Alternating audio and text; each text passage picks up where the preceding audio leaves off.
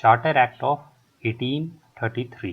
इस एक्ट को final step towards centralization in British India के तौर पे भी जाना जाता है।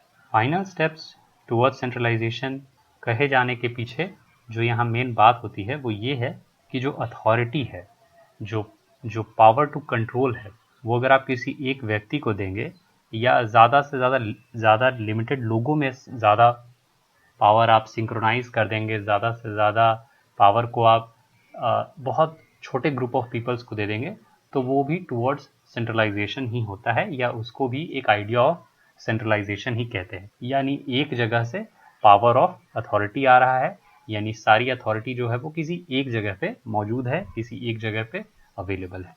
इसी को सेंट्रलाइजेशन थ्योरी कहा जाता है कि जो पावर है वो एक जगह पे सेंट्रलाइज कर दिया गया है। तो इसी के कारण इसको फाइनल स्टेप्स टुवर्ड्स सेंट्रलाइजेशन भी जाना जाता है, चार्टर एक्ट 1833 को। अब ऐसा क्या हुआ था कि इसको फाइनल स्टेप्स टुवर्ड्स सेंट्रलाइजेशन कहा जाता है? तो ऐसा ये हुआ था कि अभी तक जो गवर्नर जनरल ऑफ बंगाल थे, यानी वो बंगाल को हेड करते थे, और बाकी जो भी प्रेसिडेंसीज थी, चाहे मद्रास हो, चाहे बॉम्बे हो, या और भी जो अदर प्रेसिडेंसीज बन के आई थी, उनके पास इससे पहले तक अपना कुछ ना कुछ अथॉरिटी था, कुछ ना कुछ उनके पास पावर थे कि वो अपने कार्यों को या अपने एरिया के लॉ एंड ऑर्डर को खुद से भी रेगुलेट कर सके, उसके ऊपर खुद से भी लेजिस्लेट कर सके। पर चार्टर एक्ट ऑफ 1833 ने ये अथॉरिटी भी उनसे घटा दी, या इस अथॉरिटी को भी उनसे ले लिया। उसी को हम इसमें समझेंगे। आइए चार्टर एक्ट के फीचर्स देखना शुरू करते हैं। तो सबसे पहली बात कि जो गवर्नर जनरल ऑफ बंगाल थे, उनको गवर्नर जनरल ऑफ इंडिया बना दिया गया। यानी एक व्यक्ति जिसको पहले गवर्नर का रोल मिला हुआ था, यानी अलग अलग सभी जितने भी भारत में ब्रिटिश के प्रोविंसेस थे उनमें अलग अलग गवर्नर्स हुआ करते थे, अब उन सभी गवर्नर्स को हटा करके एक हेड बना दिया गया। पहले इस हेड व्यक्ति को थोड़ा पावर दिया गया, यानी गवर्नर से उठा के उसको गवर्नर जनरल ऑफ बंगाल बनाया गया, और बाकी दोनों जो प्रोविंसेस थे उनके ऊपर इनकी अथॉरिटी को थोड़ा बढ़ाया गया था। थोड़ा सा इनकी अथॉरिटी को बाकी दोनों प्रोविंसेस के कंपैरिजन में थोड़ा बढ़ा दिया गया था। पर अब जो क्या हुआ कि गवर्नर जनरल ऑफ बंगाल को जैसे ही गवर्नर जनरल ऑफ इंडिया बना दिया गया, उसके बाद से जो सिविल और मिलिट्री पावर्स थी, ये सारी की सारी पावर्स इन्हीं भाई साहब को दे दी गई। यानी किसको दे दिया गया? गवर्नर जनरल ऑफ इंडिया को दे दिया गया। अब गवर्नर जनरल ऑफ इंडिया जैसे ही व्यक्ति बने तो सारी अथॉरिटी तो इनके पास आ गई, और पहली बार गवर्नमेंट ऑफ इंडिया का सारा कंट्रोल एक जगह आ गया, एक व्यक्ति के पास आ गया। और ये पहले व्यक्ति जो थे ये थे William Bentinck. William Bentinck Bharat के पहले गवर्नर जनरल बने। अब जैसे ही एक व्यक्ति इतने सोल अथॉरिटी का हो गया, तो बाकी जो बॉम्बे और मद्रास के जो पावर्स थे उनको घटा दिया गया। यानी उनके गवर्नर के पास जो अभी तक अधिकार था कि वो कम से कम अपने एरिया में, अपने प्रोविंसेस में लेजिस्लेशन जो वो लेकर आते थे, उसका अथॉरिटी भी उनसे ले लिया गया। अब उनके लिए भी जो लेजिस्लेट करेगा वो एक ही जगह से वो अथॉरिटी आएगा, और वो आएगा गवर्नर जनरल ऑफ इंडिया से। और उस समय governor general of India Bengal में बैठा था। साथ ही साथ एक और बात यहाँ हुई, वो ये कि अब जो भी लॉज यहाँ बनाए जाएंगे, अब उनको रेगुलेशंस नहीं बोला जाएगा, बल्कि अब उनको क्या बोला जाएगा? अब उनको एक्ट के तौर पे रिकॉग्नाइज किया गया। तो भारत में इसी जगह से एक्ट सिस्टम आ गया कि अब जो भी लॉज इंडिया में बनेंगे उनको एक्ट के तौर पे जाना जाएगा, और हम इसी जगह से अभी भी अपना एक्ट वाला जो तरीका है उसको फॉलो करते हैं। चार्टर एक्ट ने एक और काम जो यहाँ किया कि जो ईस्ट इंडिया कंपनी एक कॉमर्शियल बॉडी के तौर पे इंडिया में आई थी, उसको प्योरली एक एडमिनिस्ट्रेटिव बॉडी बना के छोड़ा। ठीक है, अब ईस्ट इंडिया कंपनी भारत में एक एडमिनिस्ट्रेटिव बॉडी के तौर पे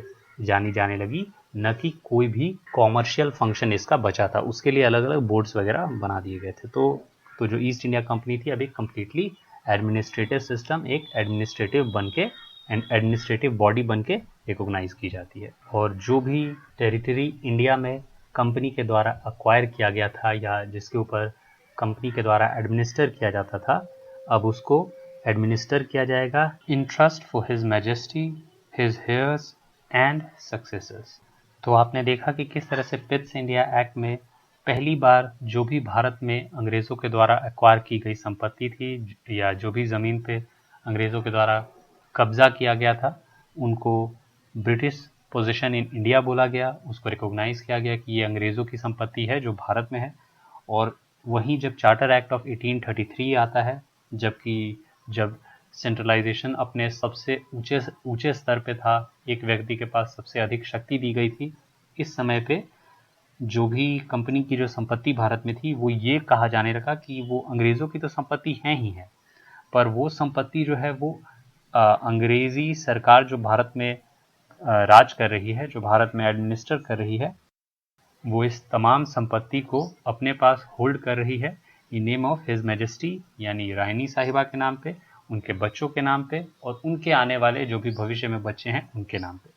यानी पूरी तरह से ये ब्रिटिश संपत्ति इसको बना दिया गया कि ये तो भारतीयों का है ही नहीं, जो भी हिस्से पे अंग्रेज आ गए हैं अब वो पूरी तरह से अंग्रेज़ों का हो गया। भैया आप लोग हवा खाइए, ये पूरा हमारा पैसा है, पूरा हमारा संपत्ति है। अंग्रेजों ने बिल्कुल ऐसा कर दिया। चार्टर एक्ट 1833 के अंतर्गत ये भी प्रयास हुआ कि जो सिविल सर्विसेज है, जिसके तहत बहुत से ऑफिसर्स, बहुत बड़े बड़े ऑफिसर्स और अन्य ऑफिशियल्स इंपॉर्टेंट पोस्ट के ऊपर आते हैं, इंपॉर्टेंट पोस्ट के ऊपर उनका सिलेक्शन होता है, ये सिलेक्शन का जो पूरा प्रोसेस है ये भारतीयों के लिए भी अवेलेबल किया जाए, ये भारतीयों के लिए भी इसको खोल दिया जाए, ताकि इंडियंस भी इस एग्ज़ाम में कम्पीट करके अगर चाहें तो सिविल सर्वेंट्स बन सकते हैं। पर इसका बहुत ज़्यादा विरोध किया गया कोर्ट ऑफ डायरेक्टर्स के द्वारा, और उसके बाद इस आइडिया को इस समय के लिए ड्रॉप कर दिया गया।